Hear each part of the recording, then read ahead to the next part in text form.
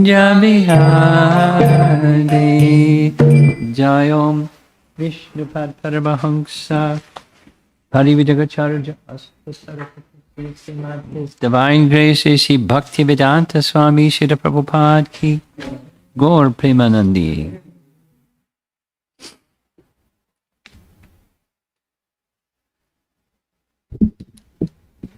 Different microphone. It's yours. You're very fortunate because he's very attached to this other microphone.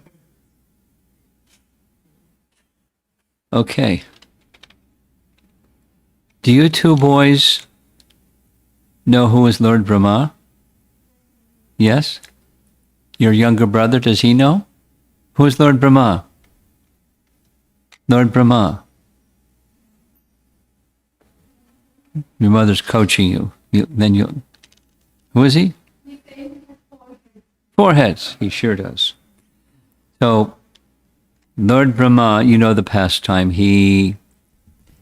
After creating the universe, that's what he does. He builds the universe. Once each day of his life, he comes to this earth planet when Krishna is performing his pastimes in Vrindavan, and he pays him a visit to pay his respects. And when he came to pay his respects one time, Krishna was in the middle of killing the Aghasura demon, the big long serpent. Aghasura, your brother knows. So Aghasura. Krishna killed him. And then the cowherd boys went to have lunch, and Brahma went, wow, I've got mystic powers. I wonder what's the limit of Krishna's mystic powers. What's the limit of Krishna's mystic powers? What's the answer?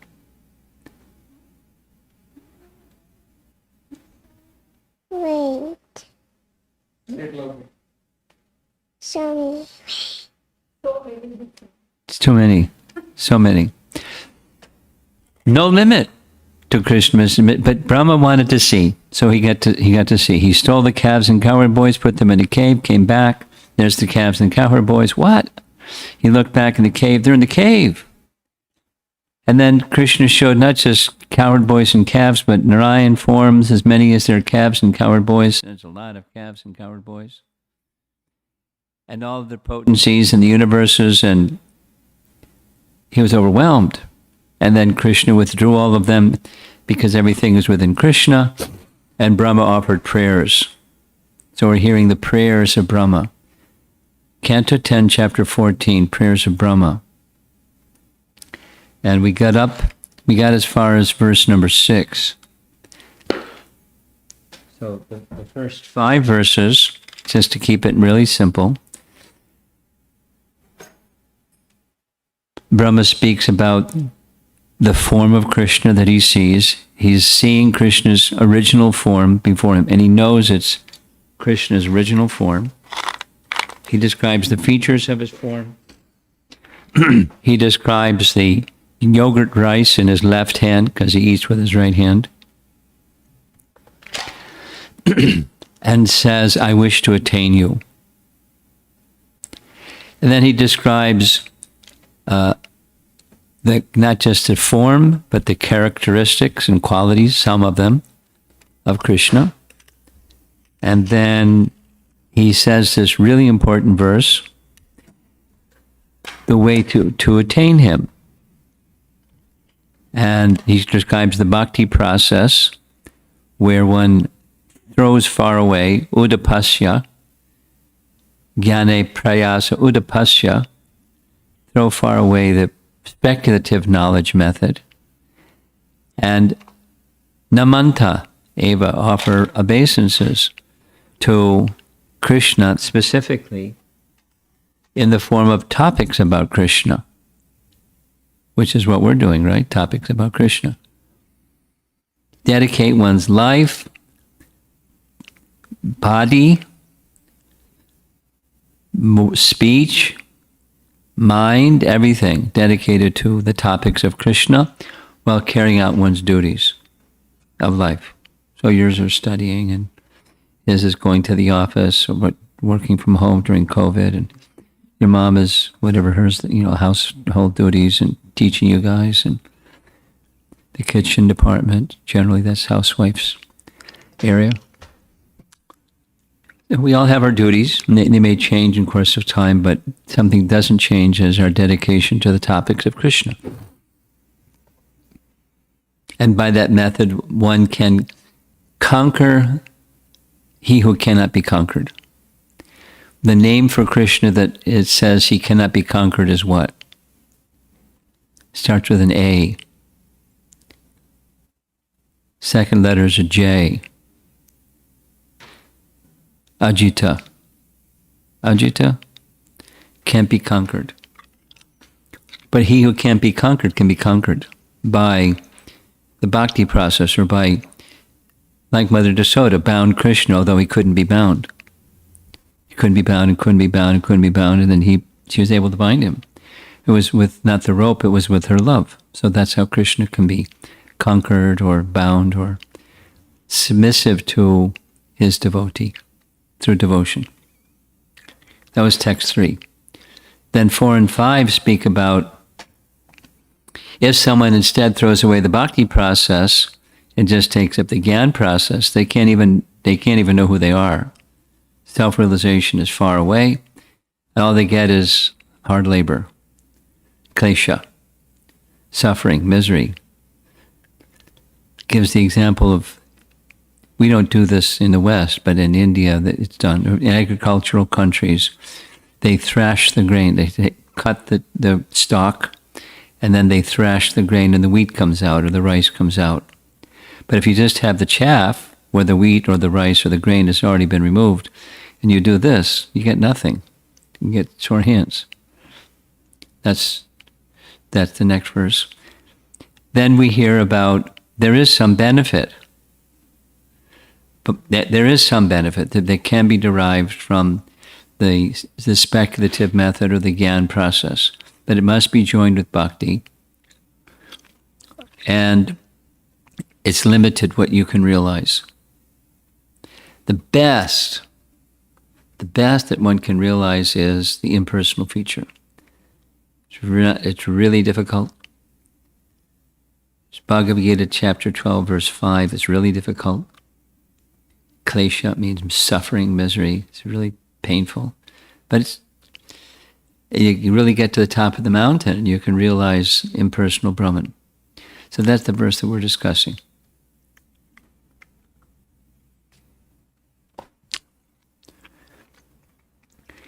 Om Namo Bhagavate Vasudevaya.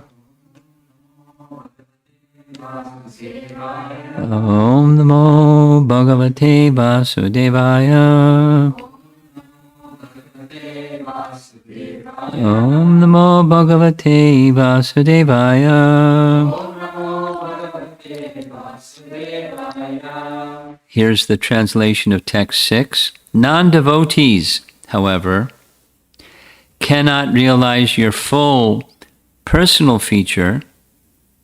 Nevertheless, it may be possible for them to realize your expansion as the impersonal supreme, and it gives the method, by cultivating direct perception of the capital S self, supersoul, within the heart.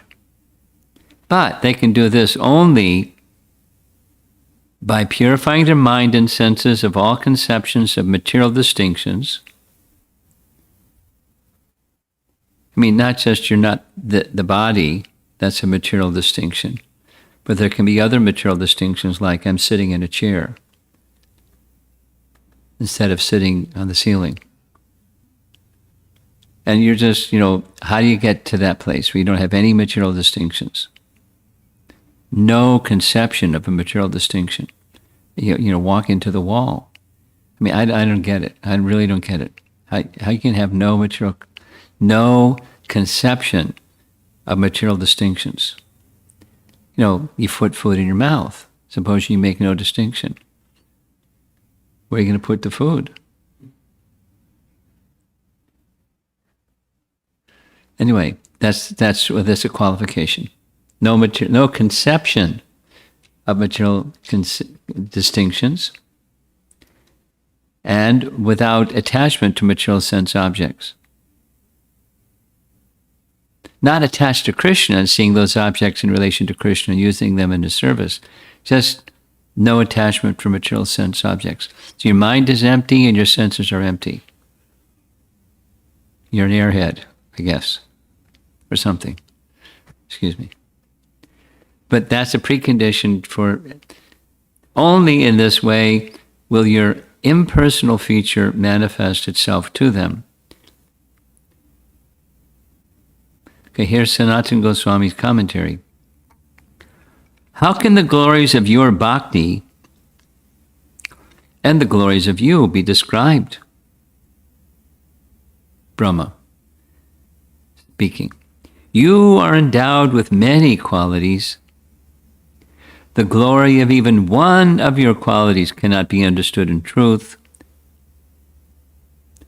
Or, though bhakti is glorified, a person engaged in jnana cannot understand you, who are endowed with an ocean of auspicious qualities. Perhaps some person can understand the glory of just one quality, and that just one quality is his impersonal feature. The glory, or mahi, because there's the word that's in the verse is mahima. Mahima. The glory, mahi, of your quality of mercy, ma gunasya, can be understood. One quality, mercy. Or the glory of your quality as Radha can be understood. Merciful Radha. Though Krishna was still a child, he was 5 years old when this happened, this can be stated in relation to his eternal pastimes. So he's only 5, but Radha is his mercy, and she takes her place by his side when he's a little older, his eternal pastimes with Radha. Or your glory, mahi, can be especially understood by the quality of mercy. So different ways of speaking about this one quality of mercy. The method is given. What's that? The quality of mercy can be understood by the most merciful Lord, svanubhavat, by the abundance of mercy in him, which is complete, avikriyat. The symptom of his mercy can be characterized as the exclusive object of knowledge. Vyavasayatmika buddhi. You know that verse? Okay. Good for you. It's very focused attention on one thing. Eka. Vyavasayatmika buddhi. Ekaiha kurunandana. Focused attention on the personality of Godhead. It's his mercy for one to get to that position where he is the object of perfect knowledge. Exclusive object of perfect knowledge. And that's of the same nature as the self, or Atma. We're not Paramatma, but this of the same nature. Being without form. This is the impersonal feature.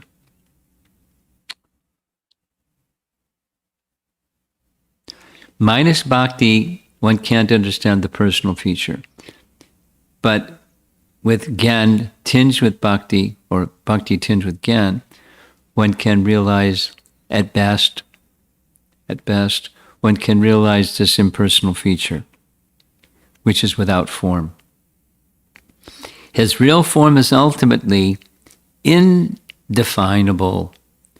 It is not otherwise. It cannot be understood except through the Lord's mercy, the Lord's form as Brahman is indicated. When does his mercy manifest? One cannot say, because it is self-manifesting.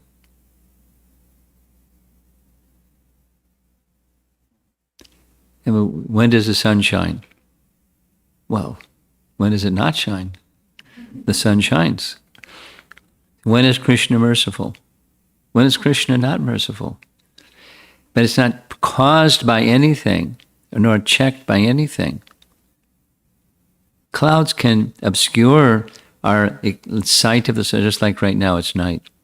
But the sun is still shining somewhere. If we can't see the sun shining, doesn't mean the sun stops shining. And it starts shining when you can see it again. No. Krishna is merciful because he's always merciful. It's from himself. There's no cause behind it. It's just who he is. It's self-manifesting. Why can one not realize just the greatest of one quality, the mercy of the goddess of fortune, Lakshmi? The reason is given, because the greatness is unlimited. Yeah. Everything that's of the spiritual dimension is unlimited. Krishna's, we went through this extensively within the month of Kartik. Krishna's form is simultaneously unlimited and small. The Damodar Leela form, very small. Simultaneously. Well, wait a minute. It's either this or this. But how's it simultaneously? Because within Krishna is everything, so he's simultaneously everything. So how can one understand his mercy or any one of his qualities, like the mercy of Lakshmi? Why can one not realize the extent of Krishna's mercy? Because it's unlimited. The quality has the form of Vishnu. The quality and possessor of the quality are non-different. It is not otherwise. It's not a lie. Jamunacharya says, Upari upari abja bhuvo purushan. Or, desiring to measure one of your transcendental qualities, the words of the Vedas again and again multiply by 100 the qualities of Brahma. Jamunacharya. Interesting commentary. Here's Jiva Goswami, and this is the conclusion of commentary in text 6, and we'll go on to 7. Jiva Goswami writes, "Oh, great Lord, the greatness of one among your qualities may be realized by persons with pure hearts as one Atma or Brahman. According to his realization, by exclusive cultivation, and not beyond that, since the Lord is actually beyond perception."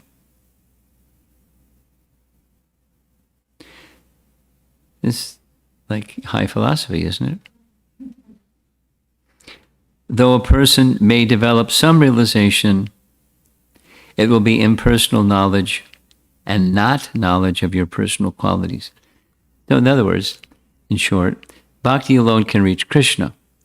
Can you reach the outer regions of Krishna, that is, the light emanating from Krishna? Yes. It's not easy. It's very severe. It's very difficult, just like Bhagavad Gita. We've been discussing 12.5 Bhagavad Gita.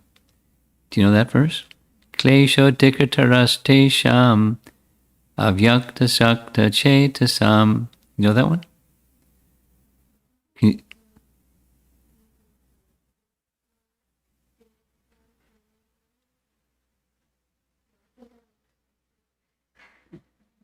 Okay. So that's speaking of avyakta asakti. Being asakti means being attached. Being attached to avyakta, the unmanifest, the impersonal feature. Gosh, how are you going to be attached to nothing, to nothing? Well, what is it? Well, it's not this. It's not that. It's, okay. Not this, it's not that. What is it? Well, it's not this, it's not that. Okay, but what is it? Well, it's not this, it's not that. It's Brahman. Undifferentiated, all-pervasive. Get your arms around that one. Not easy. But there are people who are attached to that. And it's difficult. So they can get to the perimeter, the boundary of understanding something about Krishna, but that's the limit. That's as far as they can go. And to get there is really difficult. And the qualities of Krishna, the form of Krishna, the pastimes of Krishna, the nature of Krishna, the lovingness of Krishna, no, they have no access. Text 7. Let's hear what Brahma has to say. It's an interesting one. In time, learned philosophers or scientists might be able to count the atoms of the earth, or the particles of snow, or perhaps even the shining molecules radiating from the sun, which gives us a clue about light. Right? You know that's what science says. It's a wave, or is it a particle? And they have tests, experiments that you can say it's a wave, it's a particle. Well, here it is in the Bhagavatam. It's a particle.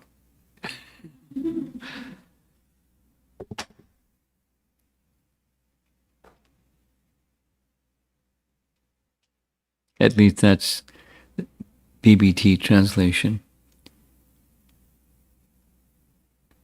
They may, perhaps even the shining molecules of radiating from the sun. So radiation sounds like a wave. But particles can radiate. Waves can be particles. Anyway. Counting the molecules radiating from the sun, stars, and other luminaries, but among these learned men who can count all those things, who could possibly count the unlimited transcendental qualities possessed by you, the Supreme Personality of Godhead, who have descended onto the surface of the earth for the benefit of all living entities? Just like your younger brother there, he got the answer right away. There's no limit. Brahma wanted to know what's the limit? No limit. Everything that's limited, supposing there's things that limit it, how many molecular parts in the radiating from the sun, stars, and other luminaries. Supposing someone can count that, that's finite. Like a lot, but it's got a limit. But there's no limit. He wanted to know that Krishna's given him the realization. He wanted to know what's the limit. He's giving you the answer. No limit.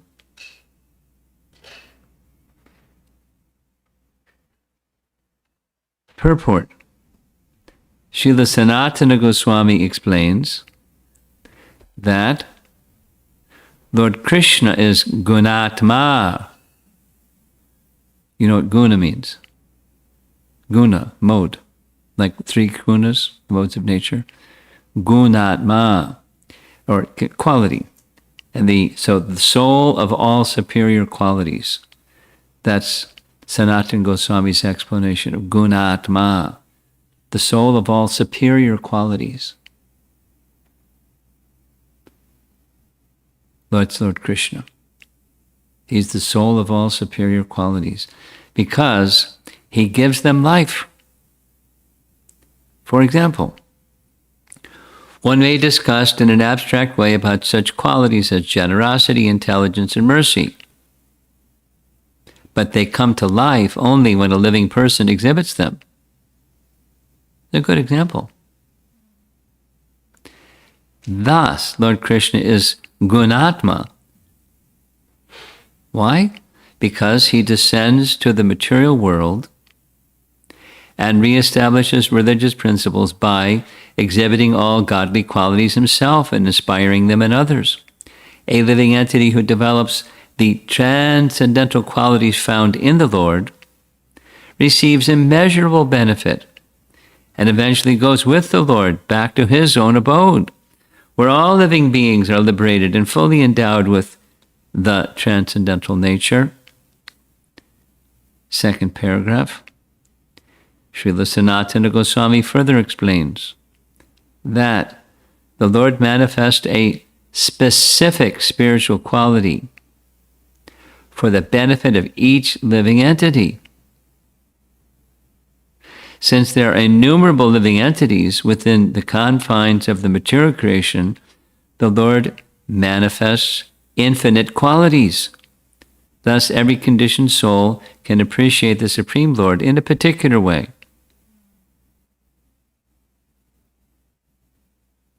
Paragraph. The example is given here that even if the most learned scholars could someday count the particles of earth, snow, and light, they would still fail to understand the qualities of the Lord. In this example, earth, snow, and light are progressively more subtle. Earth, snow, and light, progressively more subtle. Thus, it is to be understood that there is an increasing difficulty in counting their virtually infinite particles. New paragraph.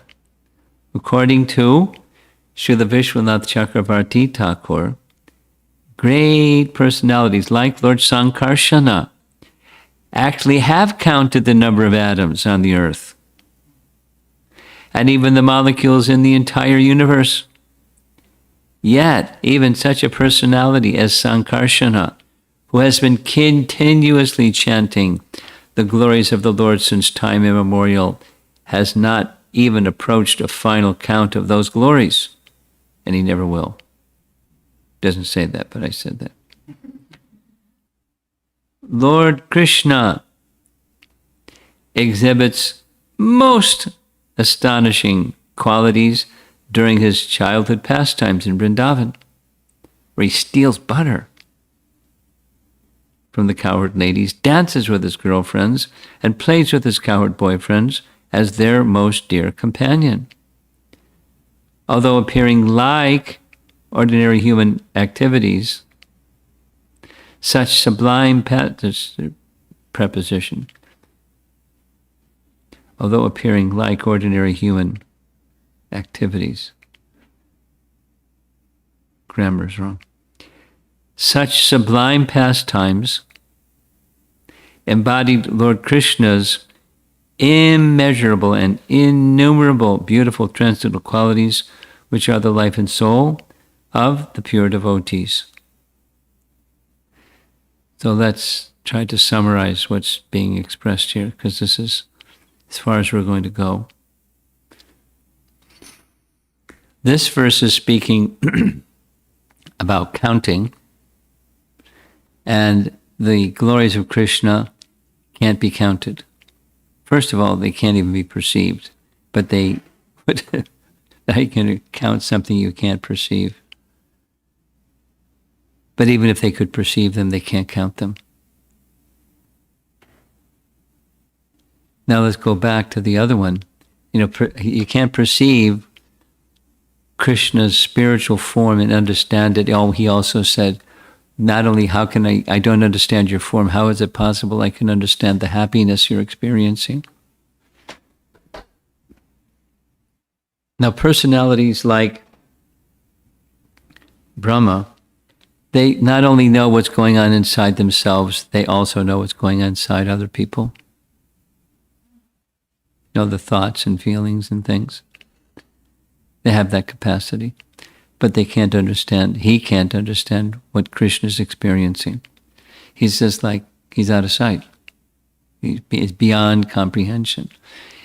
One can understand about Krishna to the degree that Krishna reveals himself. Like this question in this whole section of Krishna's childhood pastimes, and outside of Vrindavan also. People that are just really bad people, they could see Krishna too. Materialists could see Krishna. How they can see Krishna? And the answer is, he gives them the mercy to see him. And to understand what they're seeing, that's another thing too. Muchukunda. Did you know how Muchukunda became a devotee? You know who he is, right? Muchukunda. He was in a cave. Kalyavana was chasing Krishna. Krishna went in the cave. Kalyavana thought he was asleep. He kicked him. Muchukunda. So Muchukunda was a devotee of Krishna. How he became a devotee of Krishna was he's a member of the royal family, and on a special occasion, the same person who did Krishna's name-giving ceremony did his horoscope. Who's the person that did Krishna's name-giving ceremony? Starts with a G. The last name is Muni. Gargamuni. Remember? Yes? Gargamuni. Gargamuni did Krishna's name. So he's like a super astrologer. So he did the horoscope for Muchukunda one time. He said, oh, you're going to see Krishna one day. And here's what Krishna's like, and he would describe Krishna, because he knows. So just hearing about Krishna, he became his devotee, knowing that one day he would see Krishna. But he didn't meet Krishna. He just, like you and me, we haven't met Krishna. We have some idea from hearing, but we're not so elevated like Muchukunda. He was dedicated to Krishna. And when he saw Krishna in the cave, he wanted to know, who are you? And Krishna said who he was. He said, oh, you're the one I'm devoted to.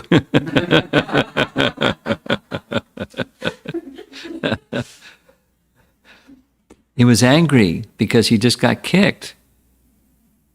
You know why he was asleep, because the demigods had him fighting some big battle in the heavenly planets for a long time, no sleep. They said, take whatever benediction you like. Have nobody wake me up. And if they do come to wake me up, they'll burn to ashes. So don't come and wake me up for some more fighting, please. He was really tired. So when he got woken up, he was grumpy. And when he saw Krishna, because he was angry like that, he couldn't recognize. And then when Krishna informed him who he was, and offered prayers. So even he was Krishna's devotee, he couldn't understand Krishna until Krishna gave his mercy to understand that he's Krishna. What to speak of Kalyavana and other bad people. They could also see Krishna. Only possible by Krishna's mercy to see him, whether you're good or bad. And then after Krishna's manifest pastimes, bad people don't see Krishna, because his pastimes become withdrawn. He becomes avyakta, or unmanifest pastimes. But Brahma came at the right time. It's during that day of Brahma when Krishna appears. So he came, saw Krishna, and then he started saying, I don't understand you. Now at least he understands that he doesn't understand him. He didn't go kicking him or anything. He didn't go, Vadagasura was trying to kill him and things like that. Brahma's a devotee, but he's a devotee that recognizes his limits. to understand the limited cannot understand the unlimited. So, the previous verse is saying the impersonal Brahman can be understood, but it's a limited feature of the unlimited. Pretty cool, huh? Brahman is not the complete understanding of Krishna. It's a partial understanding of an aspect of Krishna. And that can be understood by the method that was described without saying it again. But it's just partial. It's just a tiny, we heard this commentary saying it's just a fraction, a small portion of the knowing potency of the living entity. And it's known at the soul level because we heard this morning. You can't, that which is beyond material qualities can't be understood by something in material quality. The mind can't go there. The senses can't go because they're material. But the soul does have the same quality as the Brahman effulgence of the Lord. So it's at the soul level one can realize Brahman. Brahman realized at the soul level. It's not the mind thing. It's not an intellect thing. You can do some meditation, that's fine. You can do some discernment with your intelligence, that's fine. But it takes Krishna's giving some mercy, this is this mercy message again, to realize at the soul level, this is what the impersonal Brahman feature is. But it takes a lot of bhakti to get to the personal feature, to realize it, not just notionally say, oh, that's nice, but to realize it, a stage of perfection. You probably know this other verse from Bhagavad Gita. Manushanam sahasreshu. You don't know that one? Manushanam sahasreshu kasya jatati siddhaye yatatampapi siddhanam kasyat veti mam tatvataha. Out of many sahasra, and many thousands of people, maybe you'll find one who is striving for perfection, siddhi, siddhanam. And of those who have achieved perfection, hardly one knows me in truth. So what's that perfection that is spoken about? It's knowing who you are. Aham Brahmasmi, or another one you probably know. Brahmabhuta Prasanatma. Na sochati, na kangsati. That's a good one to know. Your mom is taking note to teach you that one. Brahmabhuta means to know who you are. To know that who you aren't and who you are. And be, not just theoretically, but experience it. And a symptom that you know it and you're experiencing it is prasanatma. Atma is the soul, and prasana means happiness. Happiness, big time happiness inside. Spiritual happiness within. That's a symptom of knowing who you are. And being, no longer identifying with the coverings. The coverings.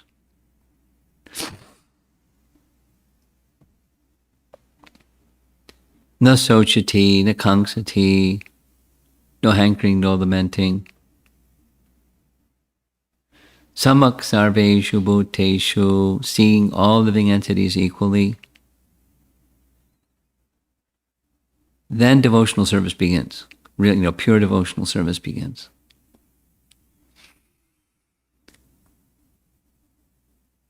So what Brahma's teaching in these verses is there in Bhagavad Gita, or Bhagavad Gita is the foundation. Brahma is expanding on that foundation. So it's not teaching something new or different. It's just an expanded explanation of what's already there in Bhagavad Gita. But it's the expanded understanding is nice. What he wants to draw our attention, what he is drawing our attention to, is the topics. Dedication to hearing, chanting, remembering Tana van, the body, words, and mind, absorbed in the topics of that which is beyond material form, material conception, topics of Krishna. That's the purification method. And in that purified state, then comes realization. In sequence, realization of the soul beyond the body, realization of the Supreme Person, realization of the original form of Krishna, which is what he wants. And he wants for us too. So he's giving this method.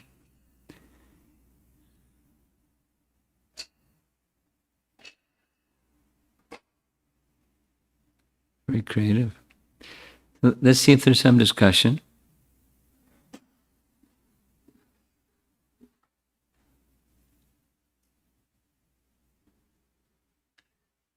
The little one, he's artistic? Just playful. Okay. Just today, go ahead, you take the microphone.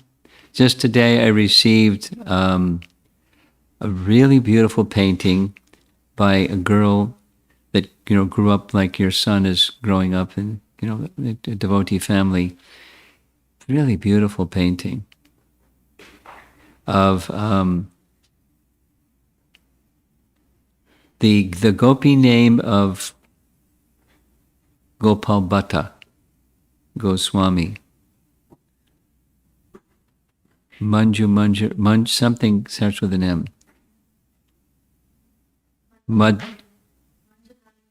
Manjari? It's in my phone.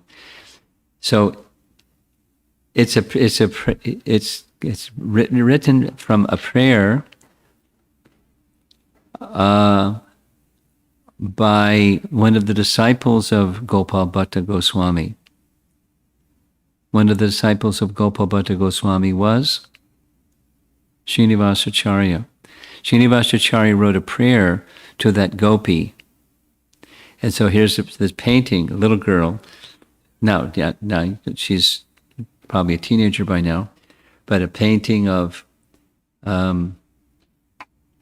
this gopi holding in her hands like this Radharaman. Radharaman looks just like Radharaman. Just like Radharaman. There's in close and it's a little further away. Two different images. And it's a prayer by Srinivasacharya offering prayers to that gopi who has deep love for Radharaman. Really nice. So, maybe it starts playful, but who knows what may come from the playfulness.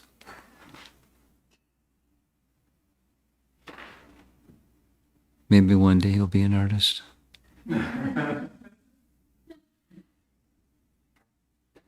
Okay, so is this microphone on? Hare Krishna Maharaj. Okay, you're on. Maharaj, 2 questions. What I was remembering was when you were talking about the impersonal realization and whatnot. Actually, before I came in touch with devotees, I was a lot into Mayavad philosophy. I feel fortunate somehow. I met devotees and I was able to understand the process of bhakti a little bit at least. So one thing I was thinking about is the interaction between Chaitanya Mahaprabhu and I believe Sanatana Goswami on this Manushyanam Sahasreshri when he explains there are many living entities. Yes. Towards the end he says there are so many people who know the relationship between them and Krishna, but fortunate is the one who acts in that relationship. I feel that, yes, I have the knowledge that, yes, this is the relationship, but not necessarily acting in that relationship. That's bhakti. And how can one truly remember that relationship and act? Well, you can truly remember it through bhakti, but so you cultivate bhakti, not just that. So it's the application of the knowledge in the mood of, or with the intention of restoring the relationship. Bhakti is not a mechanical process. It's not a matter of this thing and that thing and the other thing, and then bhakti happens. It's not a mechanical process. It's a practical process, but then at some point, internally, the purpose of the activities that we do, that light has to go on, and we nourish that the purpose behind the activities that we do. The activities that we do have the potency of awakening that, but it still doesn't. It's not mechanical. It's devotional. So that light has to go on, saying, I need to really cultivate the dedication to Krishna part, the application of the philosophy part, the bhakti part.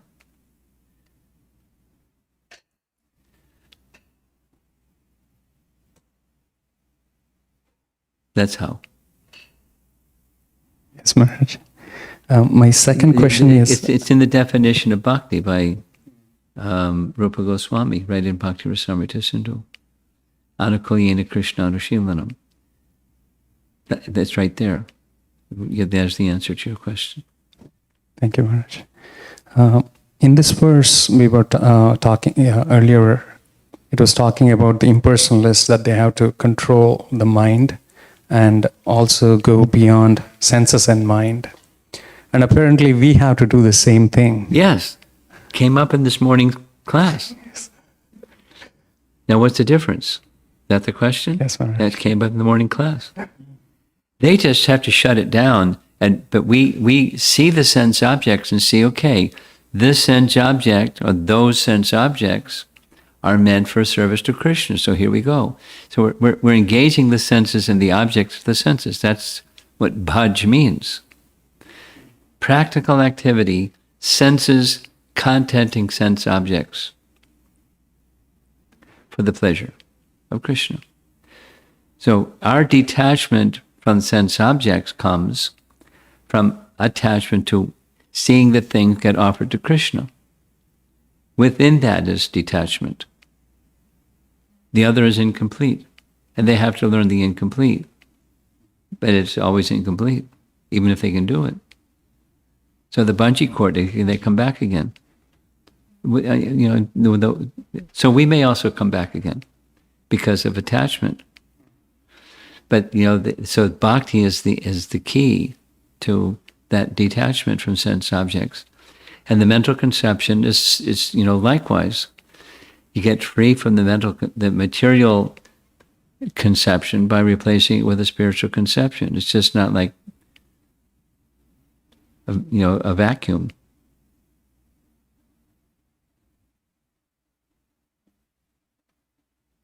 Krishna's there in the thoughts, in the conceptions, in relation to Krishna. They don't have that. Then they have no shelter.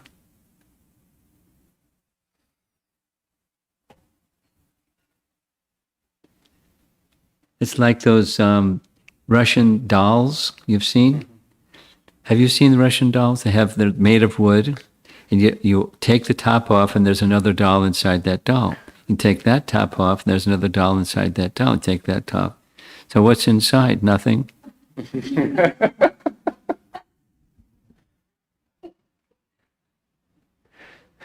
But we have, what's inside is Krishna. Keep doing it. There. Wow, there's Krishna. So that's how we get free from the material conceptions, and the distinctions, the conception of material distinction. It's connected to Krishna. So we have to do. We have the same steps controlling the mind and senses, but it's done it's done with shelter, and theirs is without shelter. It's pretty lonely, pretty boring, pretty dry. Let's go back to enjoying.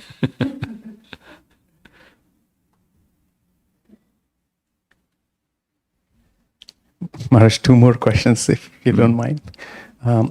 Now, given that we have taken to the process of bhakti, is there a chance that a devotee could also become an impersonalist? Well, can a devotee slacken and go away? No, in one sense they can try, but it'll never be the same. But yes, it has happened. Just listening to Prabhupada speaking about that just this morning. But it's, whatever spiritual progress is never lost ultimately, but the souls can be covered. All souls have their innate Krishna consciousness anyways. But it can be covered and forgotten. Yes. Last one. You said Brahma knew his limits, to what extent he could. Yes. So as a sadhaka, because with not so much realization, still a sadhaka bhakti, how do we put our guardrails that we do not cross our limits within our services as we do? Well, I thought you were meaning something else by the premise. Brahma knew his limits. He knew his limits of, he didn't have the kind of love the residents of Vrindavan have, and he wished to attain it. That's what I meant by knowing his limits. You have a different idea of knowing your limits. I thought he offended Krishna by checking in. He knew the limits of his mystic powers. He didn't know the limits of Krishna's mystic powers. That? Well, what's your mystic powers, man? No, Maharaj. I think you can grow your fingernails, okay. No, the offense he committed, meaning he probably knew Krishna was mystical. Excuse me. I was thinking more in the lines of to what extent he could test Krishna, because the other demons... To what extent he could do what, Krishna? He could test the powers of Krishna. Test the powers of Krishna. Well, he overstepped himself, and he made offense. Now, fortunately, Krishna didn't, reprimand him. But he made an offense, and he recognized that there was an offense. He interrupted Krishna's pastimes. Not only that, he kidnapped the cowherd boys. I mean, he has to go to jail for that. He put them in the cave for a year. Gosh. But that was part of Krishna's plan, so he could be the cowherd boys with their mothers for a year. So he was, it wasn't all that bad. It was partly induced by Krishna's Yogamaya potency to do what he did. But he overstepped what was appropriate by using his mystic power to see what Krishna would do with his mystic power. So not only manifested all those Narayan forms, he manifested all the cowherd boys and calves and was cowherd boys and calves for a year. I mean, who can do that? So, whether it doesn't say whether Brahma understood that's what Krishna was up to with his pastime, but he had, back to your question, he had overstepped. He didn't know his limit. He went beyond what's appropriate, and recognized it, and said, "Although I'm an offender, you've shown me mercy." And the mercy was, you showed me your original form. And you answered my curiosity question. What's the limit? There's no limit. Not like he didn't know that, but now he directly experienced it. And saw Krishna's original form. The shelter of all the Narayans and all the energies and all the everythings. He is that shelter. And so he saw it. It's another kind of knowing.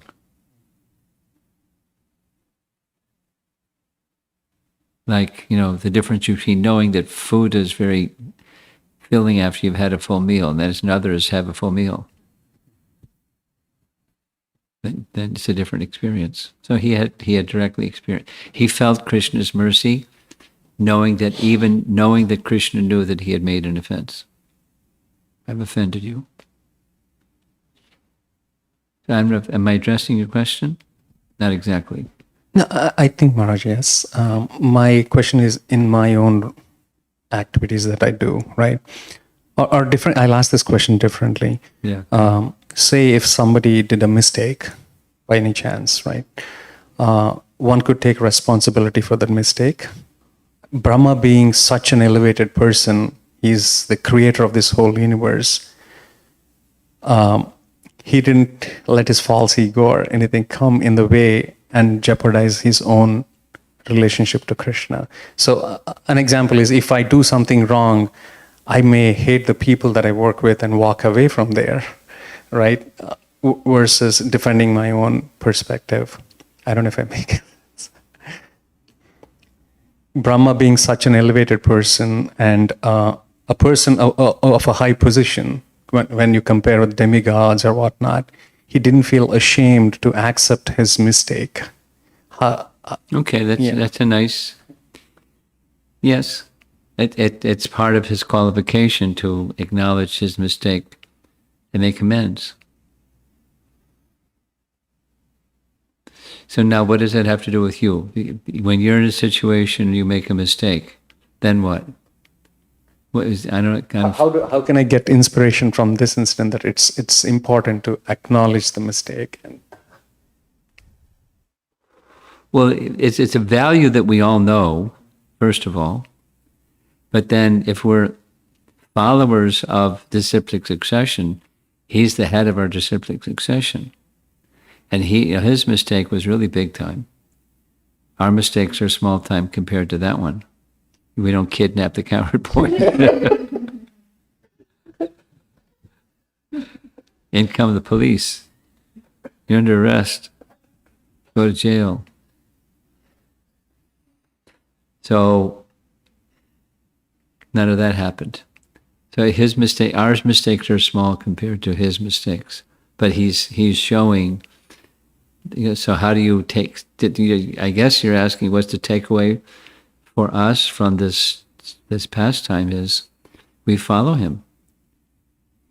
He's acknowledging, making amends, and praising the person who he offended. He's not buttering him up. He's just expressing his realizations about Krishna's nature. It's all part. I take it as it's all part of a bigger plan for Krishna to do what Krishna does. He is establishing truths about him through his pastimes, and Brahma is a speaker of truths about him for our benefit.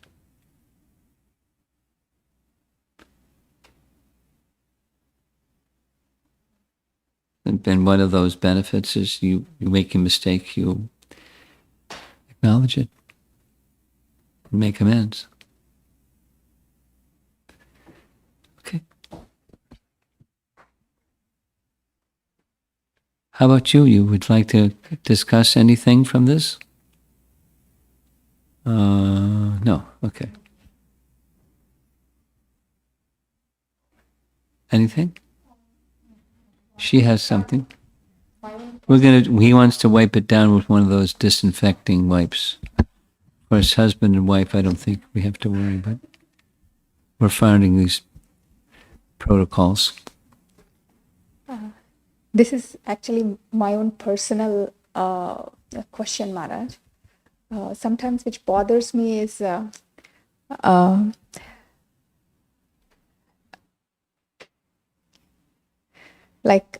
sometimes, sometimes in the sense, many times,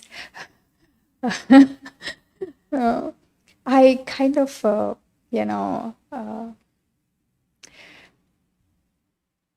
think myself that I'm unable to balance my devotional and my, household. I feel that I do my regular chanting and, whatever I vowed for my Guru Maharaj. But I feel that I'm, not doing 100% in my devotional service. Like I'm taking care of my kids a lot of times and doing household things. I don't know how to put in. I'm not really clear what you're getting at. You're looking at your husband like he knows what, because you guys talk about it all the time anyways. You feel there's imbalance? Is that what you're saying? Yes, Maharaj. Yeah, like Too how much to of- help myself to, I don't know how to put in. You're in the outside world and you're not enough inside with bhakti? Is that what you're saying? Yes, Maharaj. Okay. Duties, and Yes. the internal cultivation of bhakti is lacking. Yes, Maharaj. Sounds like what he said. In his own way, but something similar. I have the knowledge, but I don't have the depth of bhakti that I understand from the knowledge that this is where it's supposed to take me. So the similar questions expressed differently, but similar questions. The answer is quite similar. You say the same thing in a different way. Here's a vending machine. You know what a vending machine is? Okay, you see the thing you want, you put the coins in, and you pull the lever, and down comes the thing you want. That's not bhakti. Not a vending machine. I do this and do that and do that. Now, it doesn't mean you don't do this and do that. If we follow the vidhis of sadhana bhakti, but that's not the essence. It's a good start. It'll help. It's essential to purify the coverings. But then as the coverings get purified, then comes this other, the little light goes on. There's something more to it than just following the vidhis. And then what's that something more? Which is what you're both saying. And so the purpose behind, it's Rupa Goswami's teachings from Nectar of Instruction. If you neglect the vidhis or just do them without understanding the purpose behind, then shadbhir bhakti vinashati. So pay attention to the purpose behind. Or the way that I've been saying it in real simple language is, when you put your hand in your bead bag, ask yourself your question. Ask yourself the question, what's my intention in doing this?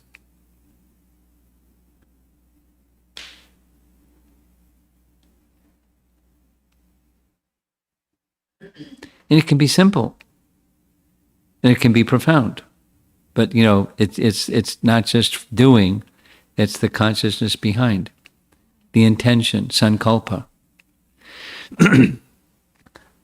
I just got a copy of Shivaram Swami's latest book. It's 1,000 pages thick. He wants your attention. He won't stop till he gets your attention.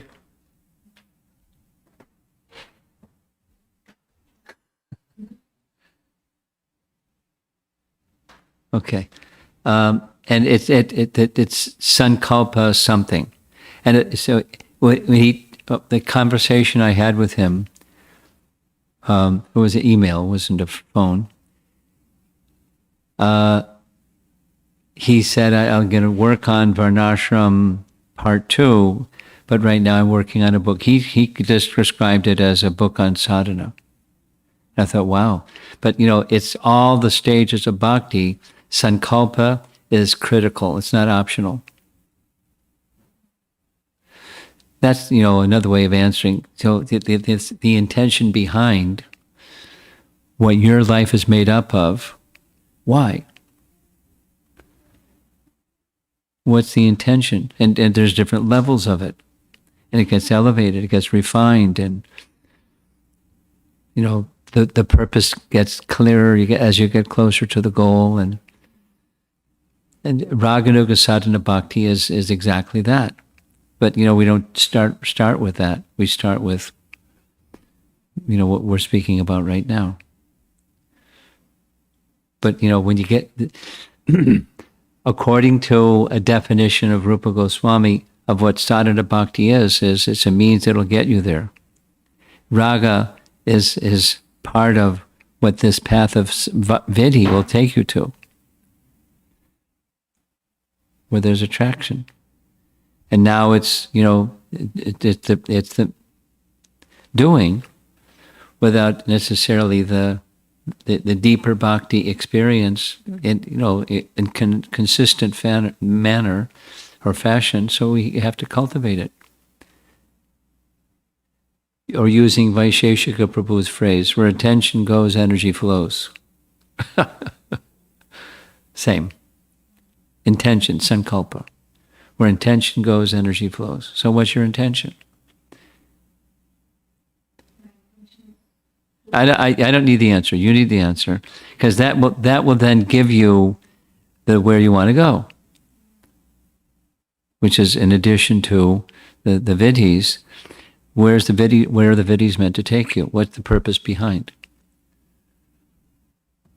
And it's a cultivation. That's what I said to your husband.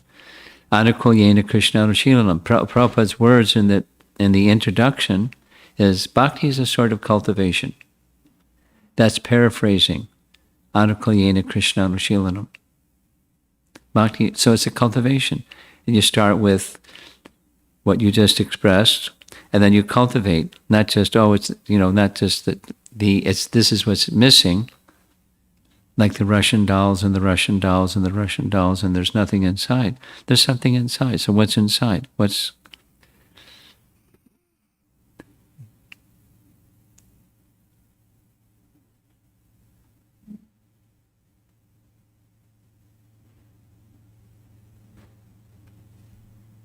You're going to be an artist? You have lots of coloring tools here.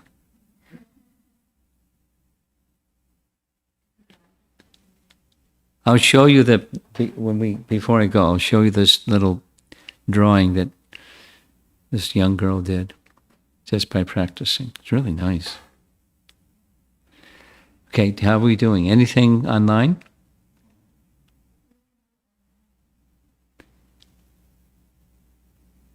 There's one question from Girivaradari Prabhu. Please enlighten me. Serving and pleasing Siksha Guru is same as Diksha Guru and Krishna?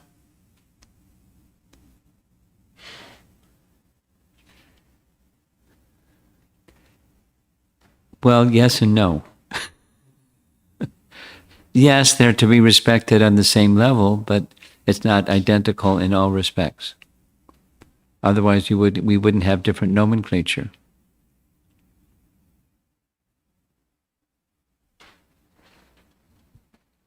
This devotee wants to be anonymous. Okay, anonymous it is.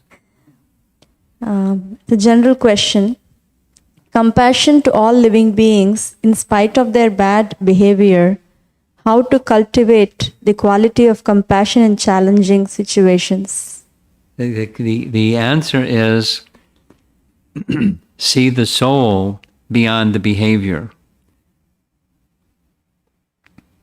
If someone is bad or cruel or something, that's a behavior. And see beyond the behavior. So compassion is towards the soul. But if you can't see beyond the behavior, you won't see the soul. You won't feel compassion. You'll feel something else. This is from Radhika Priya Mataji.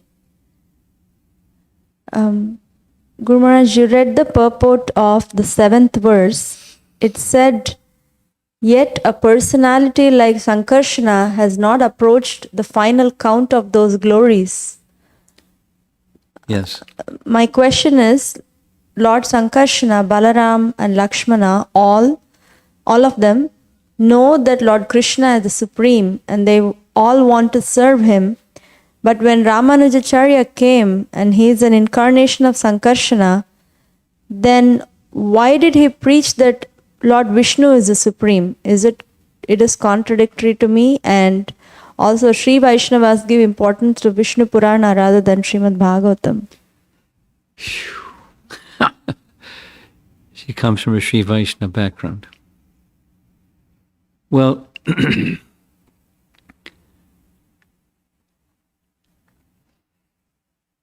how the Sri Vaishnavas perceive Ramanujacharya may not be the same way as how Krishna perceives Ramanujacharya. Their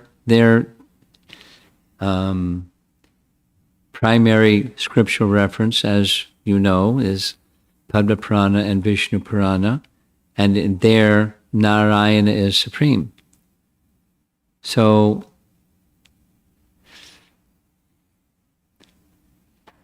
why can somebody teach anything other than Krishna is supreme? Is because they have a mission to perform on behalf of the Supreme Lord for time, place, circumstance.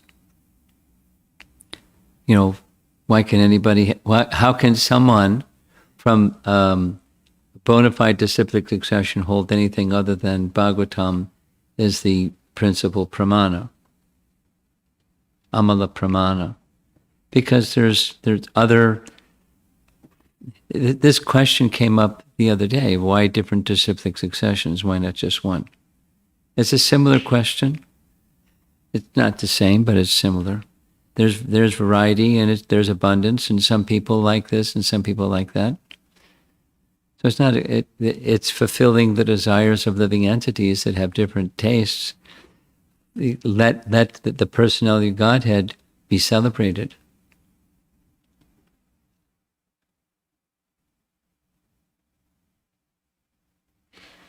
And that's the essence. Now there's refinement to that essence, and that Lord Chaitanya gave. But it doesn't mean that because somebody doesn't have what Lord Chaitanya gave, they can't develop, prema, or love of God, or go back to Godhead. So we honor their glorification of the personality of Godhead. They're rendering that service for others. Honor that. That's it. There are two questions from Sanchari. Guru Maharaj, this is slightly off topic, and if that's all right. In the Bhagavad Gita, Krishna says that all of the wonderments in the viewable world is but a spark of his splendor. Are we also that spark? How does Krishna see us? No. Read again. It's but a spark of his splendor is not the vibhutis, but the vibhutis are resting on Vishnu, the Paramatma feature. I pervade and support with but a spark of my splendor. That's the Vishnu form, and who has unlimited vibhutis. So are we also Paramatma? I don't think so. No, nor are we vibhutis. We're pretty tiny little things. We're parts and parcels. We're angsas of the vibhu, parts of the whole. That's nice. So her second question is, also in today's class, you had said that we cannot know the unlimited through our limited senses. When you were speaking, I was thinking of Mother Vishakha's book, where she writes about how one needs to have faith to gain knowledge, Yeah. even though that seems like such a twist of the normal process. I think this ties in with my previous question in understanding how Krishna sees us and adding on how his mercy works in our lives. I'm also connecting back to what you said about the sun always shining. How do we understand the process of the deepening of our faith, reflecting upon but not restricting our growth?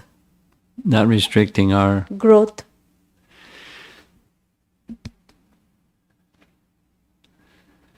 That's a very complicated, very involved question. How do we, aside from all the background, how do we increase our faith without in restricting our growth. That's the punchline at the end. Increase faith without constricting or restricting growth. How do we understand the process of deepening our faith? But not Understand the restricting. process of deepening our faith without restricting. So I don't see that they're in conflict. Do you see they're in conflict? Increasing faith and expanding our, or deepening our growth, or deepening our faith, and whatever the adjective is. I don't see the conflict. Could it be that the first sentence where it said, "We are limited and it's impossible to understand Krishna," then our endeavor, if we give up our endeavor, No, you don't give up your endeavor because we're limited. But the limited cannot know the unlimited.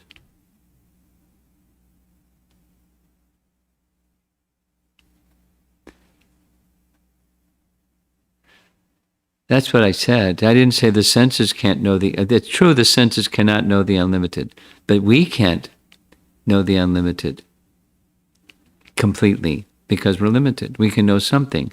We can know what's disclosed. And things are disclosed to one who is faithful. So I'm confused by the question. Let's move on. This is from Amritakeli Mataji. Hare Krishna Guru Maharaj, you mentioned about Muchukunda being in angry mood could not recognize Krishna, his worshipable Lord. It keeps happening with me. Not able to recognize the Lord and his mercy in the form of holy name when I'm being bothered by some externalities. In those times, I chant because I have taken a vow. Good. But in that angry or apathetic mood, could you kindly share if I should chant whatever is the mood or do something to change that mood before chanting? And sometimes that mood changes and light goes on as I continue to chant, but at times that mood continues or even worsens throughout my japa. Chant anyways, because it's purifying. Have faith that you'll become purified eventually. This question is from Amara Mataji. At my level, what is the meaning of having a desire to go back to Krishna when I don't feel that urgency? And what is the meaning of... Wait a minute. No, don't go on to the next one. If you don't have a feeling of urgency, you function from where you are. You have some conviction, whatever that is. It may waver a bit from time to time, but you have some conviction, and you function from that position. And don't beat yourself up because you're not at a high level. You function from the level that you are, and be as consistent as you can. That consistency requires purity. Unsteady becomes steady through purification. So just don't try to go too high. Just go step by step. The next question is reiterating this, I think. What's the meaning of going back to Krishna at one's level where one doesn't feel the urgency for it? Well, you won't go unless there's some sense of urgency, so don't worry about it. But by progressing, the sense of urgency will grow, especially when you have some calamity. And when calamity comes, then the sense of urgency spikes. And then the calamity subsides, and then you're okay. Take it easy.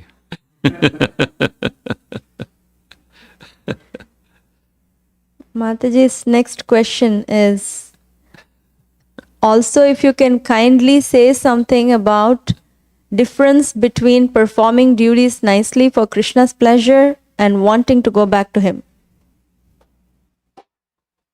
Well, I've been thinking about that question a little bit lately. Prabhupada's repeating, my Guru Maharaj used to say, don't try to see Krishna, act in such a way Krishna will see you or want to see you. And that's the platform of humble service. At the same time, wanting to come to the stage where one can directly connect with Krishna is an aspect or dimension of advancing in the bhakti process. So, there are different moods and there are different stages and so forth.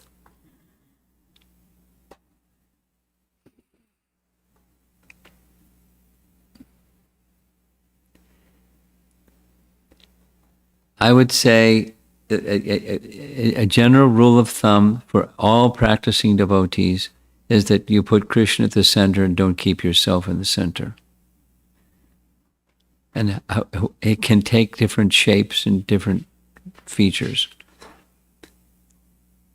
But like wanting to see Krishna or wanting to please Krishna through service is that Krishna is at the center, not we're at the center.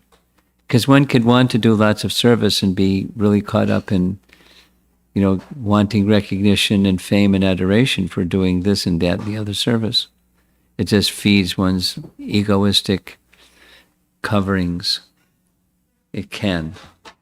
No, but ultimately Krishna connecting with Krishna in some form or another is great benefit.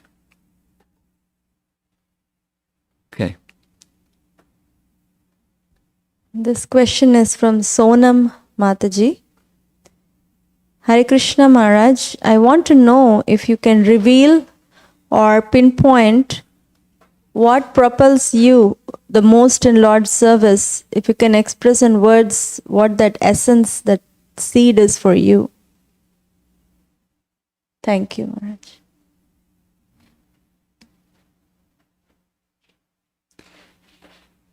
Bhagavatam, the holy name, and Prabhupada.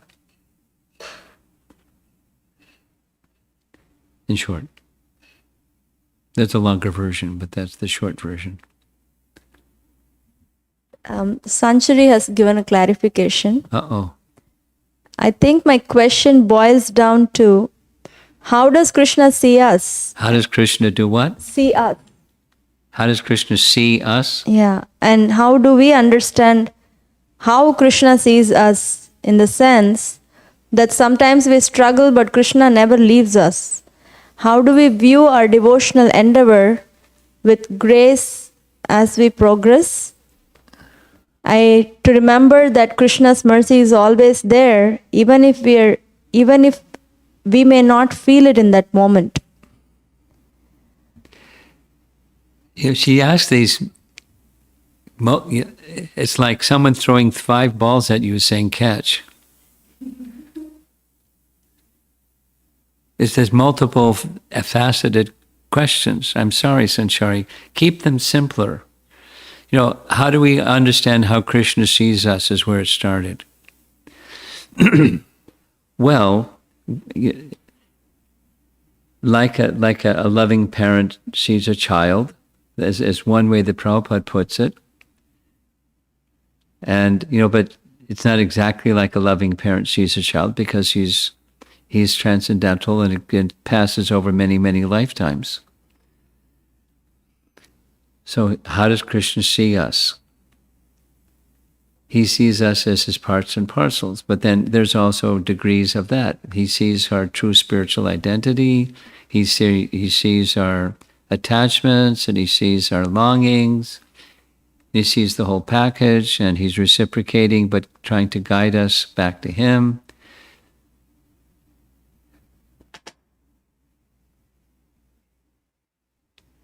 He sends his representatives to shed light on his affection for us. And so how does Krishna see us? Krishna sees us how we see him.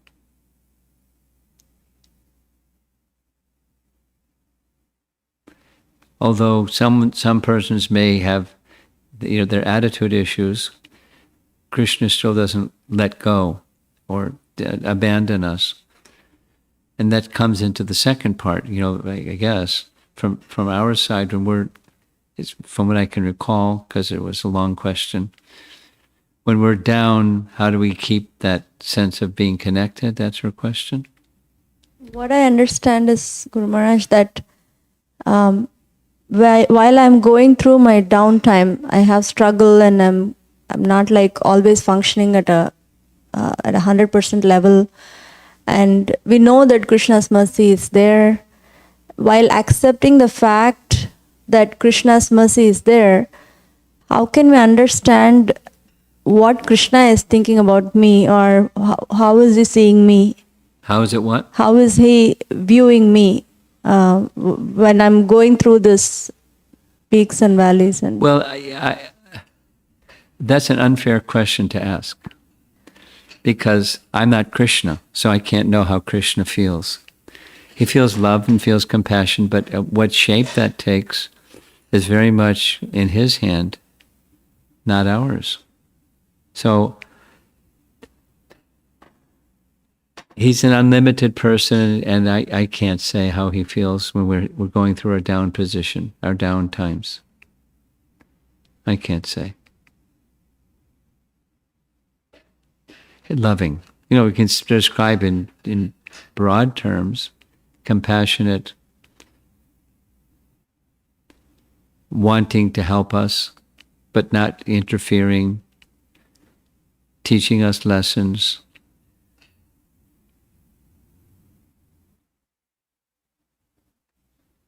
there's one more question. Just like this mother here and the little boy that keeps pulling things out of that container. And how is she feeling about her little boy? You have to ask her.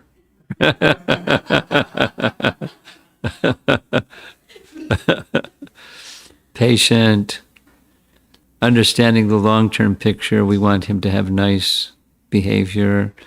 We want him to feel happy. So, what's Krishna feeling when we're going through our down times? You have to ask Krishna. And it's different at different times for different people. It's not static. Very dynamic. Go ahead. This is from Megha Mataji. How do we know which rasas or relationships do we have with the Lord?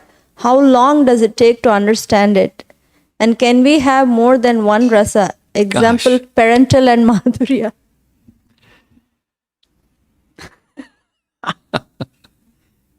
No, you can't have. Why would you want to have more than one anyways? We have our eternal relationship with Krishna. Why do you want more than one? One can be full of variety, but it's yours. So be happy. And how long it'll take depends on how you apply yourself to the bhakti process. And how much covering there is between you and that stage. Whew.